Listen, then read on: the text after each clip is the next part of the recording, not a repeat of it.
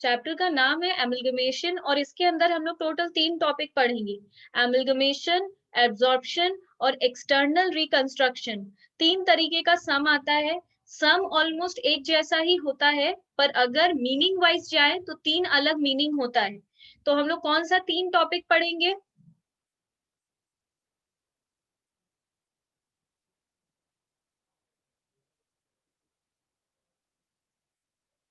पहला है एमलगमेशन, दूसरा लिखो एब्जॉर्प्शन,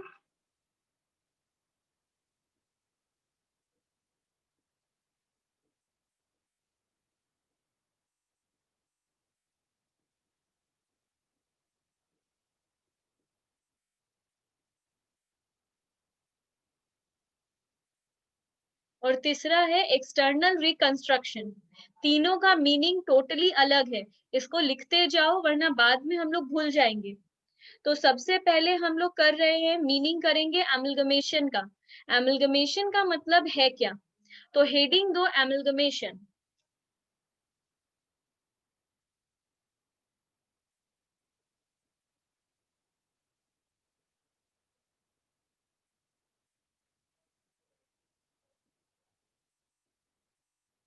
सबसे पहले हम लोग मीनिंग लिख लेते हैं एमलगमेशन का। देखो लिख लो फिर हम समझा रहे हैं।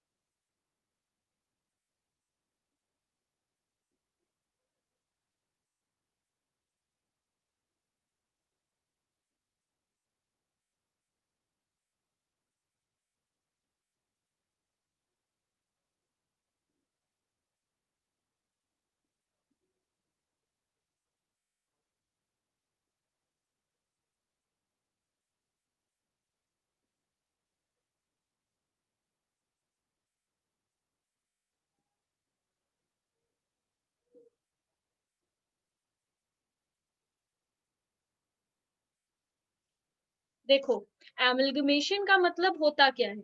एमलगमेशन का मतलब होता है कोई भी दो कंपनी जब आपस में जुड़ती है और एक न्यू कंपनी फॉर्म करती है। मतलब कि एक्स और वाई दो अलग कंपनी था। अब वो लोग को बिजनेस करने का अलग अलग मन नहीं है। वो लोग चाहता है मिलकर एक बिजनेस करें। तो दोनों कंपनी जुड़ जाएगा। एक्स लिमिटेड और वाई लिमिटेड दोनों जुड़ जाएगा। और दोनों जब जुड़ जाएगा, एक हो जाएगा, तो वो लोग एक न्यू कंपनी बनाएगा, जेड लिमिटेड। तो एक्स लिमिटेड और वाई लिमिटेड खत्म हो जाएगा, न्यू कंपनी आ जाएगा जेड लिमिटेड। वही हम यहाँ पे लिखे हैं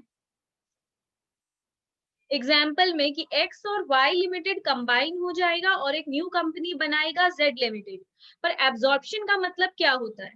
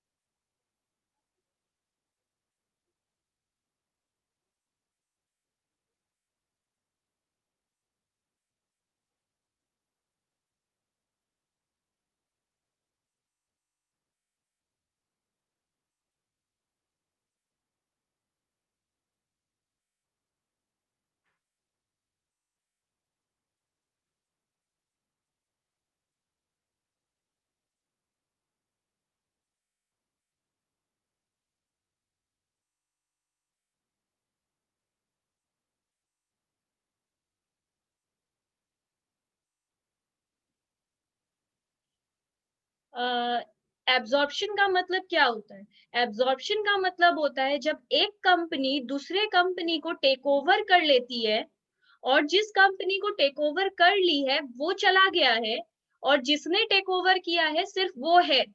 जैसे मैं एक्सप्लेन कर रही हूँ, अगर बोला है कि एक्स लिमिटेड और वाई लिमिटेड, एक्स वाई को छोड़ो, मैं नॉर्मली समझाती हूँ। अगर सोचो मैं और अश्मिता और आयुष, अश्मिता और आयुष पहले से एक कंपनी है, अश्मिता और आयुष पहले से दो कंपनी है, ठीक है।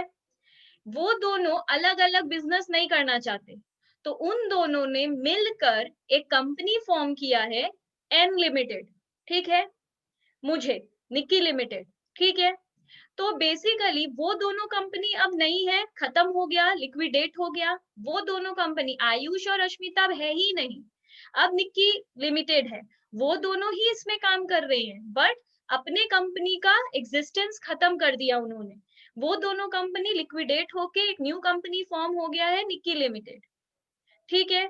ये था एमलगमेशन। एब्जॉर्प्शन क्या होता है? आयुष ने अश्मिता को टेक ओवर कर लिया, मतलब ले लिया। तो आयुष, एक कंपनी था आयुष लिमिटेड, एक कंपनी था अश्मिता लिमिटेड। आयुष ने अश्मिता को टेक ओवर किया, अश्मिता का एग्जिस्टेंस खत्म हो गया, अब कोई नहीं जानता अश्मिता को, अश्मिता खत्म हो गया। अब आयुष ही अश्मिता के भी बिजनेस को अपने अंदर मर्ज करके कंटिन्यू कर रहा है, मतलब आयुष खत्म नहीं हुआ। तीसरा होता है एक्सटर्नल रिकंस्ट्रक्शन। एक्सटर्नल रिकंस्ट्रक्शन का मतलब होता है जिसमें हम लोग दोनों ही कंपनी को,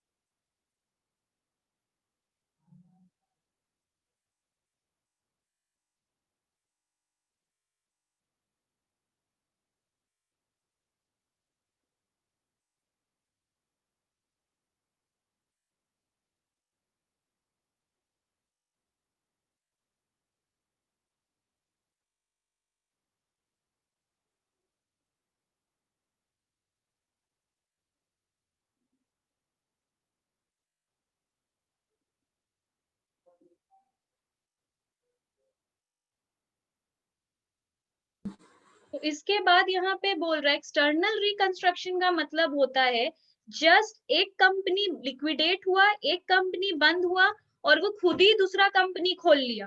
कोई दो कंपनी का यहाँ पे बात नहीं हो रहा है। एमलगमेशन में क्या था, दो कंपनी मिलकर एक न्यू कंपनी बनाया।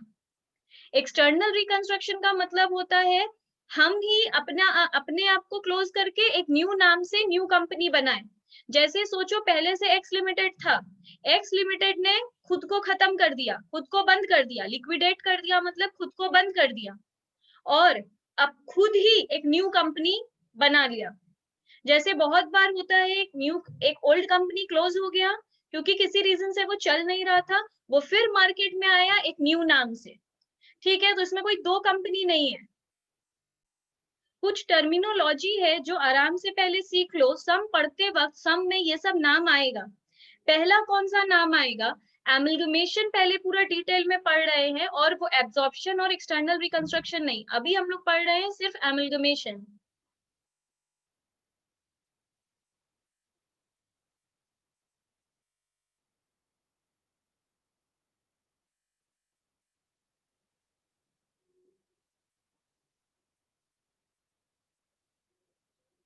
एमलगमेशन डील करता है AS14 से, मतलब अकाउंटिंग स्टैंडर्ड बहुत सारा है, इसमें एमलगमेशन हम लोग पढ़ रहे हैं AS14 से।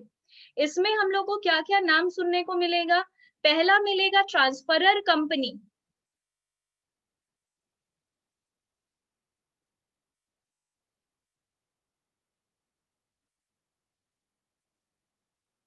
ट्रांसफरर कंपनी का मतलब क्या होता है?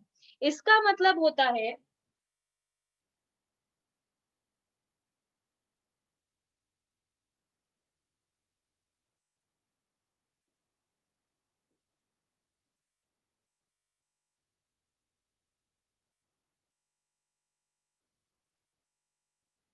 जो कंपनी खुद को बेच रहा है उसको कहते हैं ट्रांसफरर कंपनी।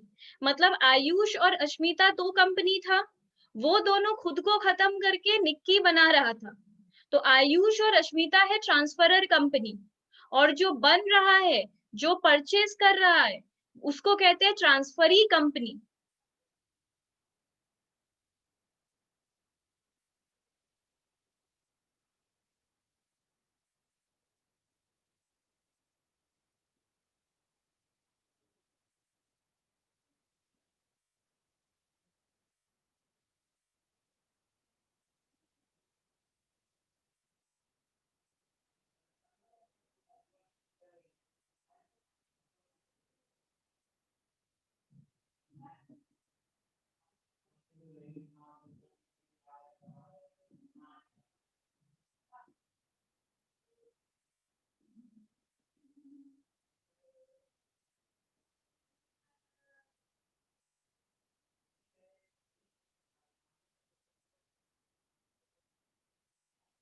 ट्रांसफरर कंपनी को हम लोग वेंडर कंपनी भी कहते हैं। तो अगर यूज होता है वेंडर कंपनी, मतलब जो खुद को सेल कर रहा है। ट्रांसफरी कंपनी होता है जो कंपनी उन लोगों को खरीद रहा है। हम बन रहे हैं, सोचो जेड लिमिटेड हम है, पर हम वो लोग को पे करेंगे प्रॉपर। सोचो आयुष की कंपनी का वैल्यू था 10 लाख और अश्मिता के वैल्यू कंपनी का वैल्यू था 5 लाख। तो हम आयुष को 10 लाख देंगे और अश्मिता को 5 लाख देंगे। तो हम है ट्रांसफरी मतलब परचेजर, वो दोनों है सेलर मतलब ट्रांसफरर मतलब वेंडर कंपनी। अब एमलगमेशन कितने टाइप का होता है? एमलगमेशन दो तरीके का होता है, मतलब एमलगमेशन के अंदर हम लोग को दो टाइप का सम मिलेगा। तो लिखो टाइप्स ऑफ एमलगमेशन।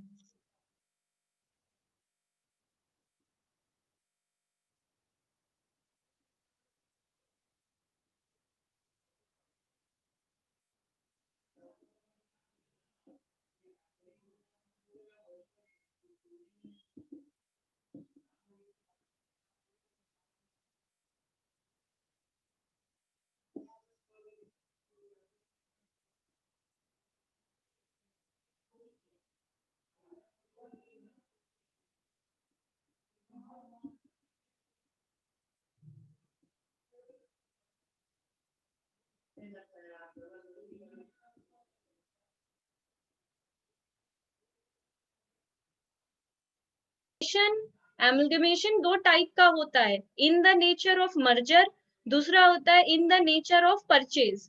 दो तरीके में, दो तरीके का पूरा रूल्स पढ़ेंगे। अब देखो कैसे समझ में आता है कि वो in the nature of purchase का सम है कि in the nature of merger का सम है। ये हम लोगों को समझ में कैसे आएगा? 5 कंडीशन है, टोटल 5 कंडीशन है। अगर वो पांचों कंडीशन फुलफिल होता है तो वो in the nature of merger है। और अगर पांचों कंडीशन फुलफिल नहीं होता है, कोई एक कंडीशन भी फुलफिल नहीं होता है, तो वो in the nature of purchase है। सम में अगर लिख दिया है किससे करना है तब तो बहुत अच्छा बात है। सम में बोल देगा कि ये है amalgamation in the nature of merger, तब तो तुम लोग को बहुत क्लियर हो जाता है। पर बहुत सम ऐसा होता है जिसमें वो लोग कुछ बोलता नहीं है कि ये मर्जर का सम है कि परचेज का सम है। तब हम लोग को वो 5 कंडीशन देखना पड़ता है। तो पहले वो 5 कंडीशन लिखो जिसको हम लोग देखेंगे। ठीक है?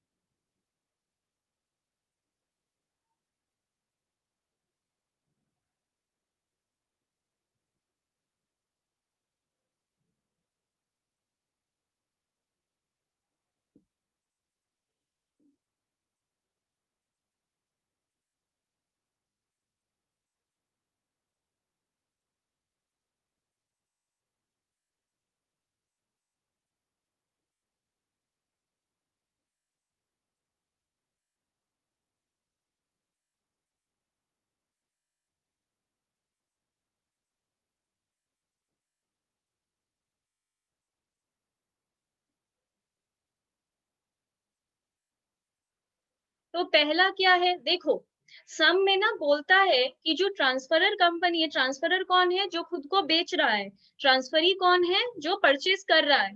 तो बहुत सम्स में लिखता है कि सारा एसेट ट्रांसफरर कंपनी का हो गया है अब ट्रांसफरी कंपनी का। अगर लिखता है सारा एसेट सारा लाइबिलिटी ट्रांसफरर का ट्रांसफरी का हो गया है, तब ये कंडीशन फुलफिल होता है। पर बहुत सारे सम में लिखेगा कि सारा एसेट ले लिया, सिर्फ बिल्डिंग नहीं लिया, सारा लाइबिलिटी ले लिया, सिर्फ क्रेडिटर्स को नहीं लिया। इसका मतलब क्या है, वो सारा एसेट सारा लाइबिलिटी नहीं लिया, मतलब ये कंडीशन फुलफिल नहीं हुआ।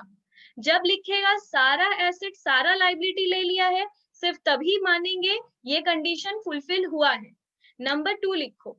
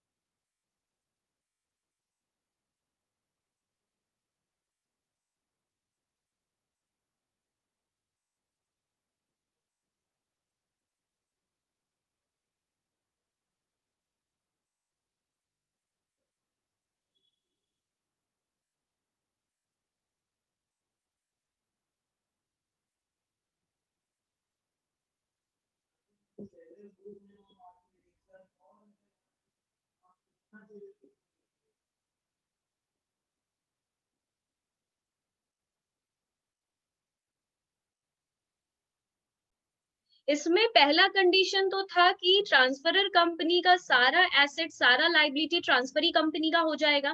दूसरा कंडीशन क्या था, दूसरा कंडीशन था जो ट्रांसफरर कंपनी है उसका जो शेयर होल्डर है, ट्रांसफरर कौन था, आयुष और अश्मिता, वो दोनों के पहले से कुछ शेयर होल्डर होंगे, वो शेयर होल्डर तो अब मेरे शेयर होल्डर हो जाएंगे ना, पर कम से कम 90% मेरे हो जाने चाहिए। सोचो, सब में बोला हम लोग को ही कैलकुलेट करना होगा कि 90% मेरा शेयर होल्डर बना कि नहीं बना। अगर बोल रहा है share holder having not less than 90% of the book value of equity share of transferor company, transferor company का जो इक्विटी शेयर होल्डर है becomes the share holder of transferee company, वो मेरा शेयर होल्डर बन जाना चाहिए। पांचों कंडीशन एग्जाम में थ्योरी में लिखने के लिए भी आता है कि explain the 5 conditions of amalgamation in the nature of merger. ये बहुत कॉमन थ्योरी है, 10 मार्क्स में बहुत बार ये थ्योरी भी दे देता है। तो इसलिए हम लोग कर रहे हैं कि तुम्हारा शेयर होल्डर मेरा शेयर होल्डर बनेगा, पर कम से कम 90% बनना होगा। अगर 90% से कम बना है तो ये कंडीशन फुलफिल नहीं हुआ है। तीसरा कंडीशन क्या है, जब हम परचेज कंसीडरेशन देते हैं, परचेज कंसीडरेशन का मतलब क्या है, जब भी तुम लोग कुछ खरीदते हो तो बदले में कुछ तो देते हो ना। अगर आज मार्केट जाते हो, सोचो वेजिटेबल खरीद कर लाए हो, तो वेजिटेबल वाला तुमको वेजिटेबल दिया, तुम बदले में उसको पैसा दिए, तो दैट पैसा is called consideration, purchase consideration. हम लोग किसी से कुछ खरीदते हैं और बदले में उसको जो भी देते हैं उसको परचेज कंसीडरेशन कहते हैं। तो तुम लोगों से मैंने क्या खरीदा? तुम लोगों का बिजनेस। तो हम तुम लोग को क्या देंगे? Purchase consideration. अब वो जब हम तुम लोग को देंगे परचेज कंसीडरेशन, तो वो कैसे भी हो सकता है। इक्विटी शेयर भी पे कर सकते हैं, प्रेफरेंस शेयर भी पे कर सकते हैं, डिबेंचर भी पे कर सकते हैं, कैश भी दे सकते हैं। पर अगर हमको मर्जर में रहना है, in the nature of merger, तो हम पूरा पेमेंट सिर्फ इक्विटी शेयर में करेंगे। अगर हमको तुमको 10 लाख तुमको देना था, 5 लाख तुमको देना था, तो हम जब 15 लाख तुम लोग को देंगे, 15 लाख, तो पूरा इक्विटी शेयर में पेमेंट करेंगे। कैश कब देंगे? जब कुछ फ्रैक्शन बचेगा। जैसे हमको तुम लोगों को देना है 15 लाख 20 रुपीज, तो अभी 20 रुपया का शेयर मेरे पास नहीं है, मेरा एक शेयर है ही 100 रुपए का, तो हम तुम लोग को शेयर फाड़ के तो देंगे नहीं। हम क्या करेंगे? 15 लाख का इक्विटी शेयर दिए, 20 रुपया तुम लोग को कैश दे दिए। तो हम कैश सिर्फ कितना देंगे? फ्रैक्शन अमाउंट के लिए, जितना मेरे पास इक्विटी शेयर उतना का हो नहीं पाएगा। सिर्फ जिसको खुदरा रुपया कहते हैं, खुदरा रुपया के लिए I will pay you the cash, और पूरा ऐसे पेमेंट करना होगा इक्विटी शेयर।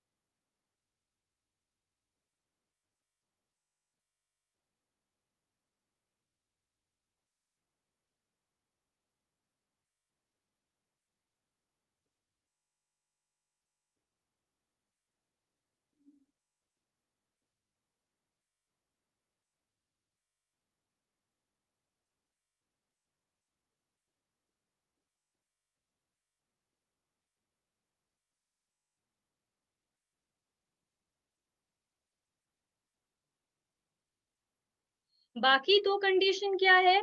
जो बिजनेस पहले तुम लोग कर रहे थे, हम भी वही बिजनेस करेंगे। मतलब अगर तुम लोग का पहले, जैसे रिलायंस का सोचो, ये होता है, हम लोग रिलायंस को और एयरटेल को ले लेते हैं, रिलायंस और एयरटेल मिलकर बनाया, सोचो, ए लिमिटेड। ठीक है, तो रिलायंस और एयरटेल दोनों किस चीज का बिजनेस करता है? टेली कम्युनिकेशन का। रिलायंस मेरे को पूरा अपना बिजनेस नहीं बेचा है, सिर्फ टेली कम्युनिकेशन वाला पोर्शन बेचा है। ठीक है, तो दोनों ही क्या कर रहे थे? टेली कम्युनिकेशन का बिजनेस। तो जो न्यू कंपनी फॉर्म होगी, वो भी टेली कम्युनिकेशन का ही बिजनेस करेगी, वो जाके अपना कुछ और नहीं। तो जो बिजनेस ट्रांसफरर का था, वही बिजनेस ट्रांसफरी का भी रहेगा। बिजनेस चेंज नहीं होना चाहिए। ठीक है। फिफ्थ कंडीशन है, जो भी हम तुम लोगों का एसेट लेंगे, वो बुक वैल्यू में लेंगे। बुक वैल्यू में लेने का मतलब, अगर तुम लोगों के आयुष के बैलेंस शीट में लिखा हुआ है फर्नीचर 10 लाख, तो हमको जब वो फर्नीचर देगा तो 10 लाख में ही देगा। जो बुक वैल्यू का मतलब balance sheet amount, book value का मतलब होता है बैलेंस शीट अमाउंट।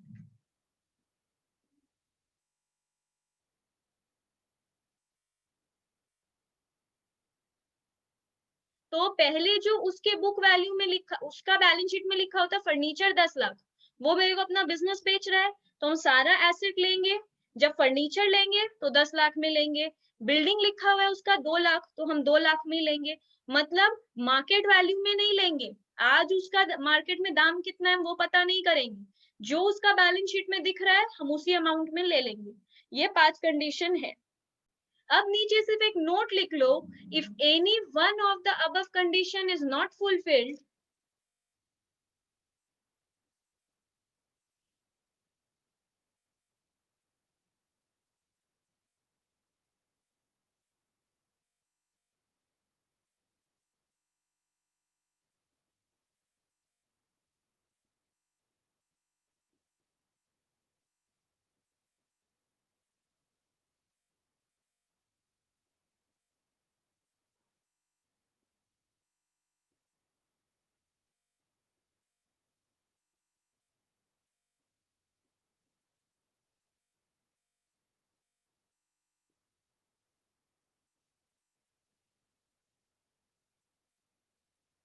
अगर कोई भी एक कंडीशन भी फुलफिल नहीं हुआ तो वो बन जाएगा in the nature of purchase.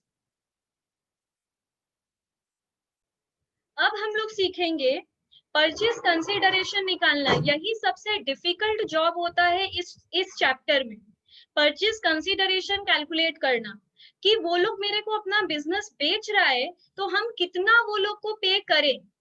यही तो पहला जर्नल एंट्री है कि हम उन लोगों को कितना दें। इसको बोलते हैं परचेज कंसीडरेशन कैलकुलेट करना। परचेज कंसीडरेशन टोटल 4 मेथड से कैलकुलेट होता है। पहला है लमसम मेथड, दूसरा है नेट पेमेंट मेथड, तीसरा है नेट एसेट मेथड, और फोर्थ है रेशियो ऑफ एक्सचेंज्ड मेथड। तो ये चारों लिखते हुए करना होगा, लिखो।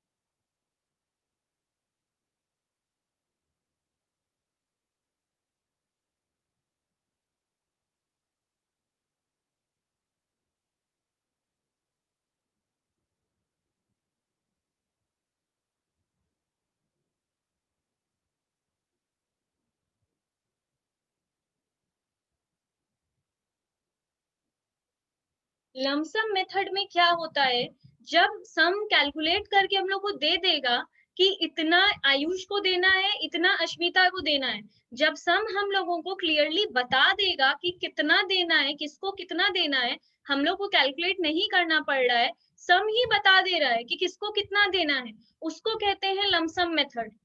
जब हम लोगों को सम्स बता दे रहा है कितना परचेज कंसीडरेशन देना है। दूसरा है net payment method.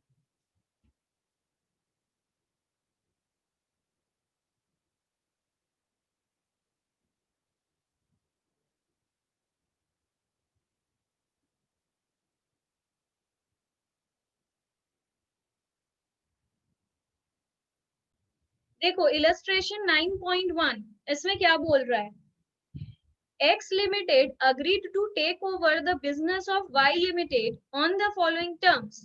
X Limited Y Limited के business को ले रहा है। The shareholder of Y Limited are to be paid ₹20 in cash and the offer of 5 shares of ₹10 each in X Limited for every share of Y Limited. Y Limited had 60,000 equity share outstanding. Outstanding का मतलब होता है issued, वो लोग के पास है। X limited Y limited को ले रहा है, तो जानना जरूरी है कि Y लिमिटेड के पास कितना शेयर है। तो देखो लिखो, Y लिमिटेड हैज 60,000 शेयर्स।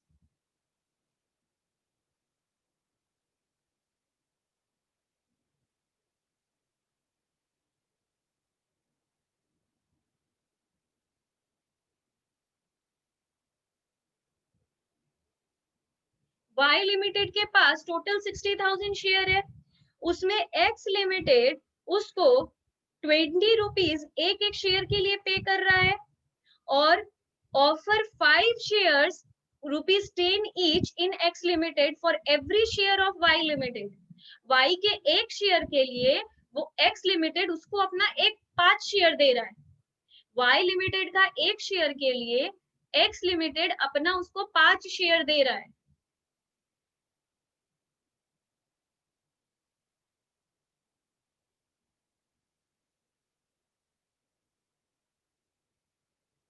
एक शेयर के लिए 5 शेयर दे रहा है, तो वाई के पास कितना शेयर है? 60,000 शेयर है।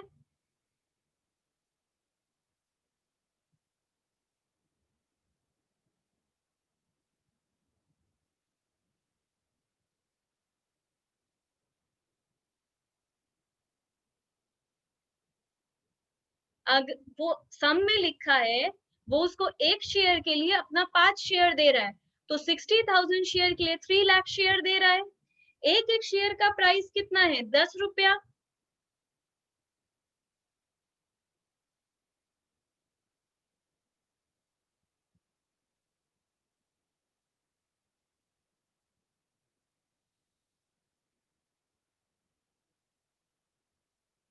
तो वो उसको 30 लाख रुपीस का इक्विटी शेयर दे रहा है।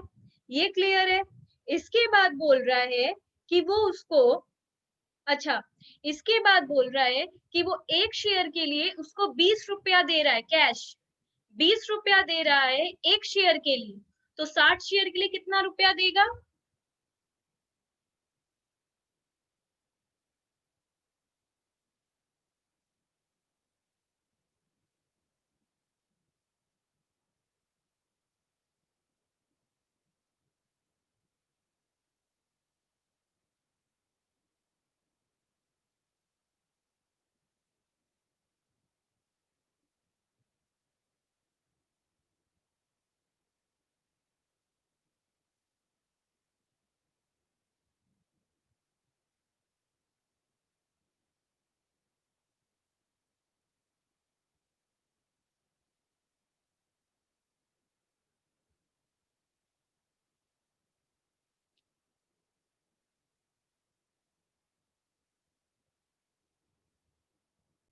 इसी में देखो एक दूसरा केस भी दिया है, सिखा रहा है कैसे निकलता है।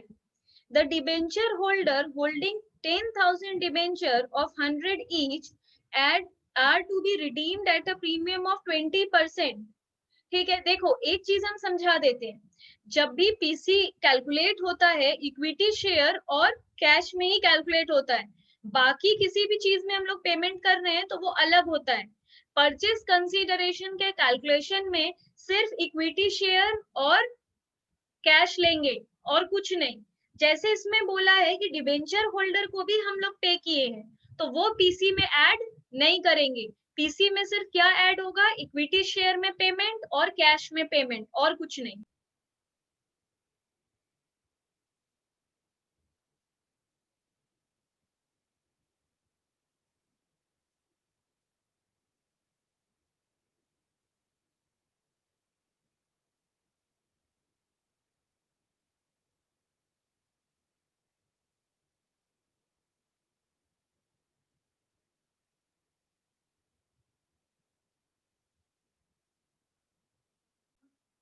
देखो इलस्ट्रेशन 9.2, इसमें एक हम लोगों को बैलेंस शीट दिया है जिसमें इधर लाइबिलिटी है इधर एसेट है। नीचे लिख रहा है एकदम लास्ट लाइन, देखो कंप्यूट द परचेज कंसीडरेशन। तो क्लियर है, हम लोगों को परचेज कंसीडरेशन कैलकुलेट करने बोला है। दिया क्या क्या है देखो। Fixed assets are valued at 12 lakh. Investment have a market value of 1,50,000। मतलब मेरा फिक्स्ड एसेट जो बैलेंस शीट में दिया है वो 10 लाख का है। आज उसका मार्केट वैल्यू कितना है? रीवैल्यू कितने में हो गया है? वो रीवैल्यू हो गया है 12 लाख में। ठीक है, पहले इन्वेस्टमेंट कितना था? 2 लाख का, अभी उसका वैल्यू हो गया है 1,50,000। करंट एसेट हो गया है 3,50,000 का।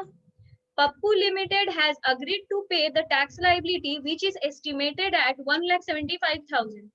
जो हम लोगों का टैक्स है, टैक्स लाइबिलिटी, वो कितना है? प्रोविजन फॉर टैक्स 1,50,000 पर 1,75,000 देना होगा।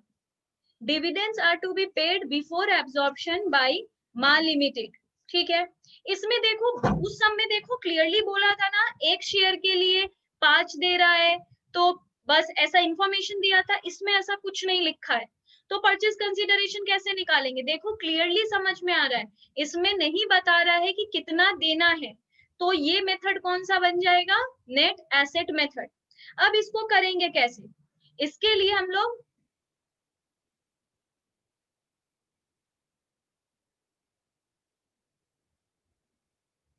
हेडिंग में लिखेंगे कैलकुलेशन ऑफ परचेज कंसीडरेशन और पर्टिकुलर्स अमाउंट।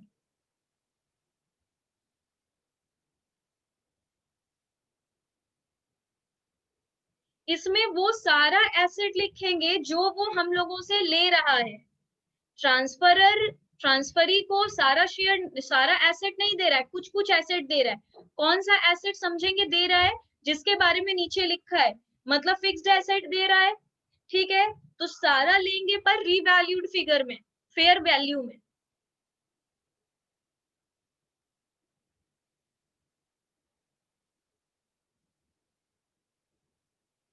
फिक्स्ड एसेट ले रहा था पर 12 लाख में, फिर इन्वेस्टमेंट ले रहा है 1,50,000 में।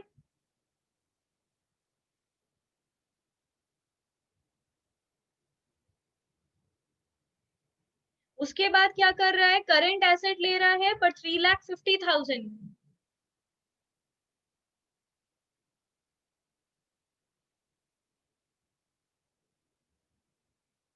उसके बाद बोल रहा है कि डिविडेंड बोल रहा है, dividends are to be paid before absorption. Dividend जा रहा है इसलिए लेस पे कर रहे हैं ना, हम लोग का लेस हो जाएगा।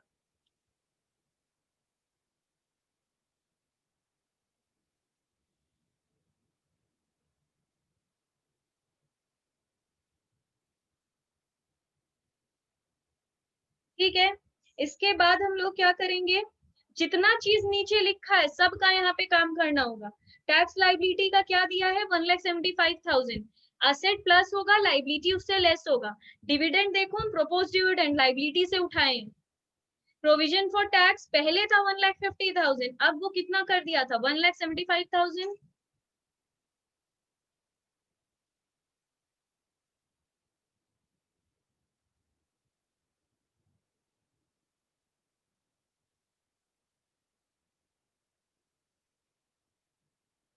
तो हम लोग क्या करेंगे? सारा एसेट लेंगे, फिक्टिशियस एसेट को छोड़कर। देखो एसेट साइड में 5 चीज दिया हुआ है। फिक्स्ड एसेट लिया हम लोगों ने, इन्वेस्टमेंट लिया, करंट एसेट लिया, पर प्रीलिमिनरी एक्सपेंस और share issue expense fictitious asset होता है।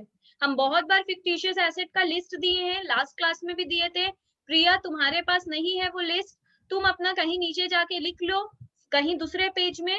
फिक्टिशियस एसेट, फिक्टिशियस एसेट है प्रीलिमिनरी एक्सपेंस और शेयर इशू एक्सपेंस, ये दोनों फिक्टिशियस एसेट है।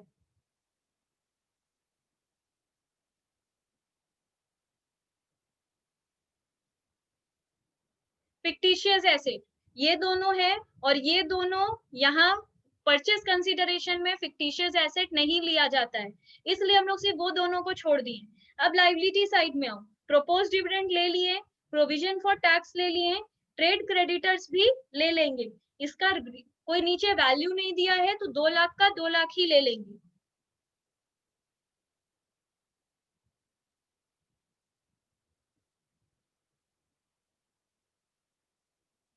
ठीक है। उसके बाद कैपिटल और रिजर्व्स नहीं लिया जाता है, इसलिए हम लोग उसको छोड़ दिए। अब इसको सॉल्व करके बोलो कितना आएगा।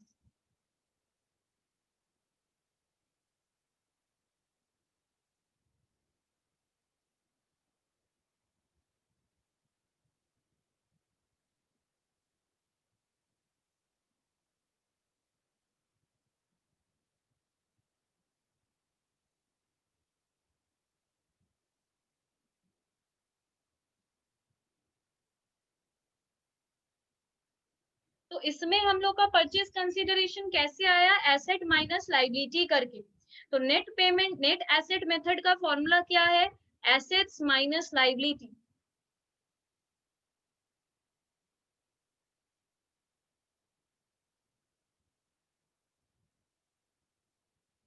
ये नेट एसेट मेथड का फॉर्मूला है।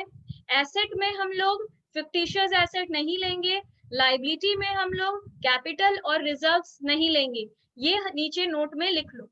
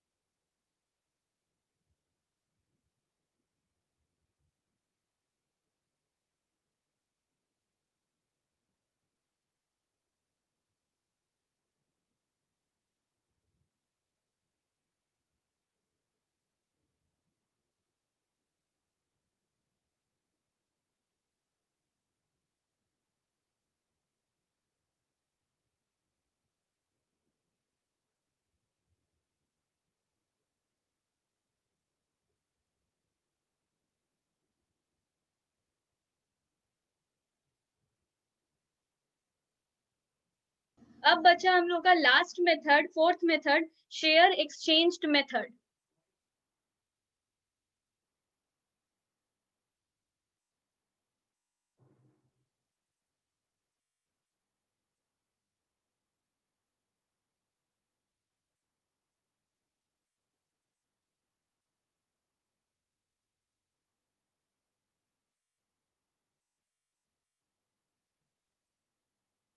देखो, ये लास्ट मेथड है हम लोग का शेयर एक्सचेंज्ड मेथड।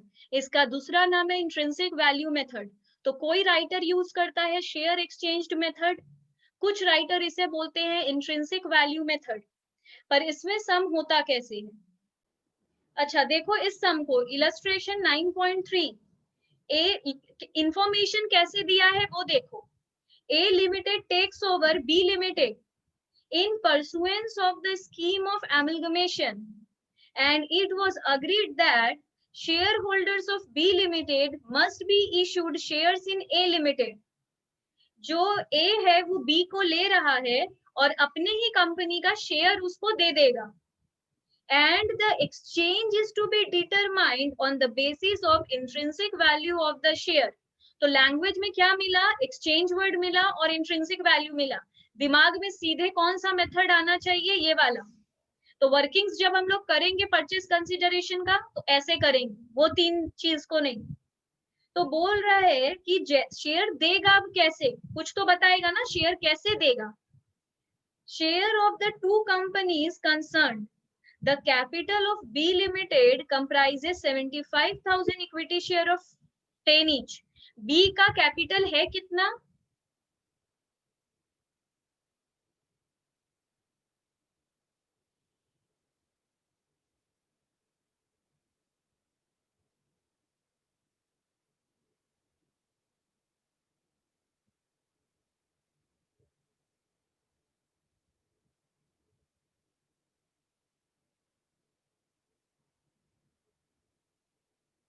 B का कैपिटल पहले से है कितना? 75,000 इक्विटी शेयर ऑफ ₹10 ईच, मतलब 7,50,000 का उसका कैपिटल था। The intrinsic values were, intrinsic value का मतलब क्या है? Market value.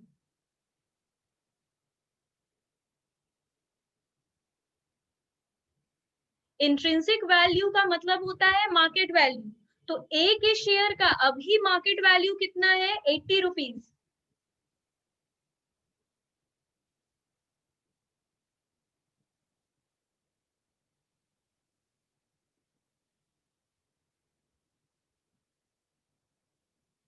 और बी के शेयर का अभी मार्केट वैल्यू कितना है? 50 रुपीज।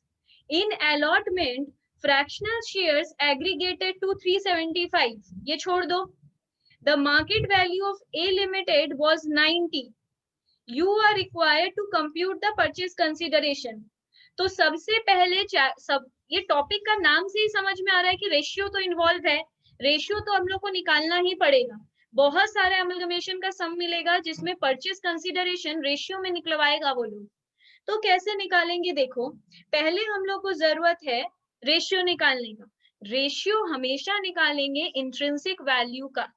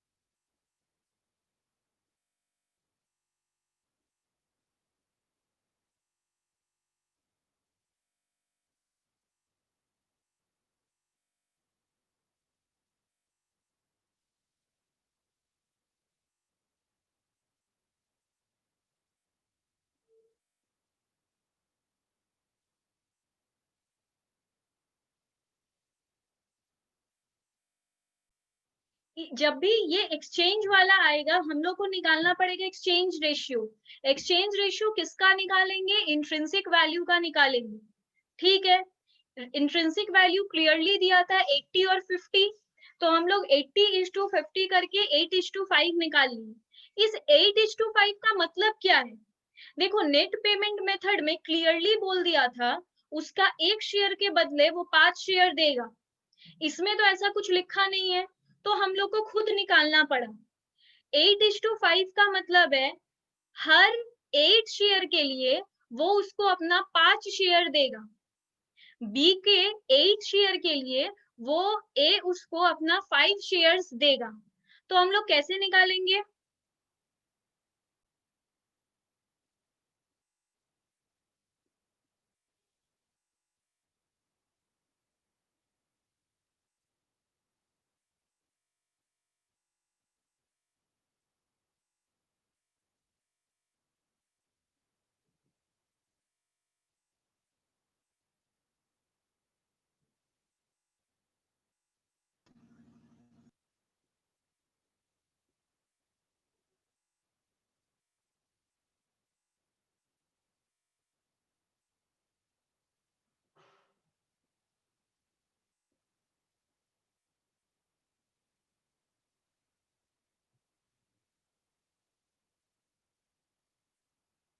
सम में क्लियरली बोला 8:5 हम लोग रेशियो निकाल लिए।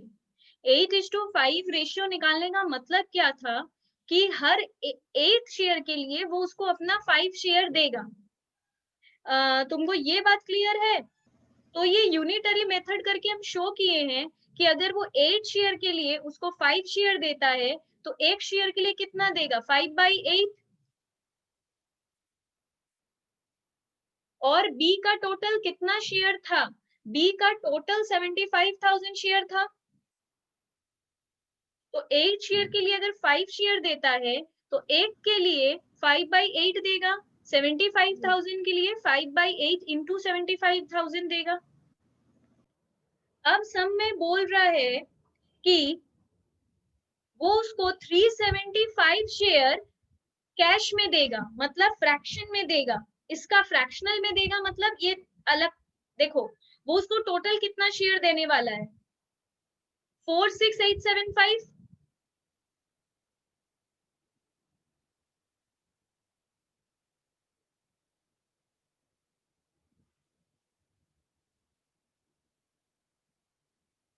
ए बी को कितना शेयर देने वाला है? 46875।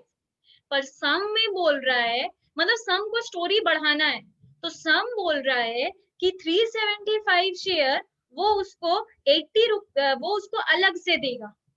तो इससे पहले 375 शेयर को अलग कर दो।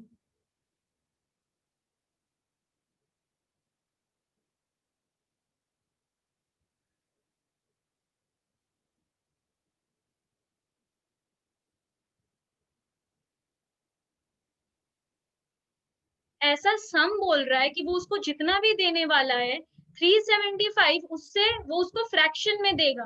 फ्रैक्शन में देगा मतलब अलग कर दो, अभी नहीं देगा। 46,500 वो उसको सिर्फ देगा। कितने रुपए में देगा?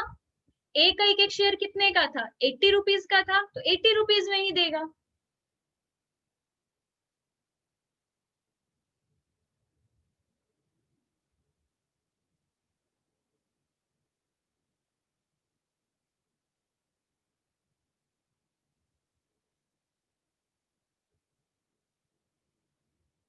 दी हाँ, इसमें हेलो। लिखा है ना। ऐसे अगर थ्योरेटिकली जाए तो इंट्रिंसिक वैल्यू और मार्केट वैल्यू एक ही चीज है। पर याद करो, इंट्रिंसिक वैल्यू हम लोग अलग तरीके से निकालते थे। मार्केट वैल्यू असली में है। मार्केट वैल्यू और इंट्रिंसिक वैल्यू में क्या डिफरेंस है? ऐसे एक ही चीज है, समझने के लिए थ्योरेटिकली एक ही चीज है, पर डिफरेंस क्या है? मार्केट वैल्यू अभी असली में है और इंट्रिंसिक वैल्यू उसको वो कैलकुलेट करके निकाला है कि उसका मार्केट में अभी ये वैल्यू होना चाहिए। तो हम जो खुद कैलकुलेट करके अपना वैल्यू निकाले हैं, मार्केट वैल्यू निकाले हैं, वो है इंट्रिंसिक वैल्यू। और अभी असली में मार्केट में जो मेरे शेयर का रेट चल रहा है वो है मार्केट वैल्यू। तो पर हम लोग इस सम को जब करते हैं तो इंट्रिंसिक वैल्यू से करते हैं, मतलब खुद का निकाला हुआ मार्केट वैल्यू से करते हैं, असली वाला मार्केट वैल्यू से नहीं। इसलिए पूरा सम में वो जो मार्केट वैल्यू दिया हुआ है वो कोई काम का नहीं है, वो ऐसे ही देता है कंफ्यूज करने के लिए। पूरे सम को इंट्रिंसिक वैल्यू से ही करेंगे, क्योंकि इंट्रिंसिक वैल्यू हम लोग का खुद का कैलकुलेट किया हुआ मार्केट वैल्यू है, और मेथड का नाम भी इंट्रिंसिक वैल्यू, तो सारा काम इंट्रिंसिक वैल्यू से करें।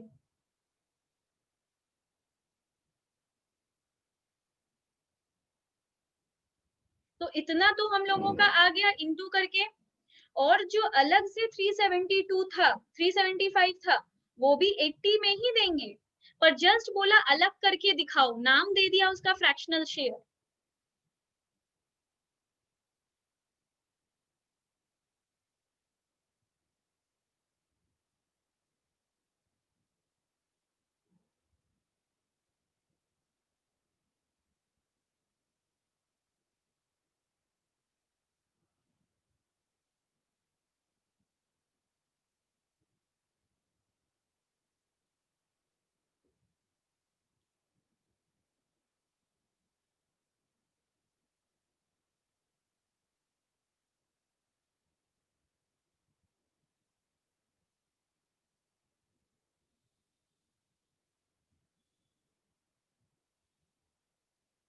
तो इस तरह हम लोग का आ गया पीसी 37,50,000। कोई बोलेगा इसको क्यों अलग करवाया है, कोई सेंस नहीं है, सम चाहता था इसलिए किए, सम जो बोलेगा वो तो करना ही होगा।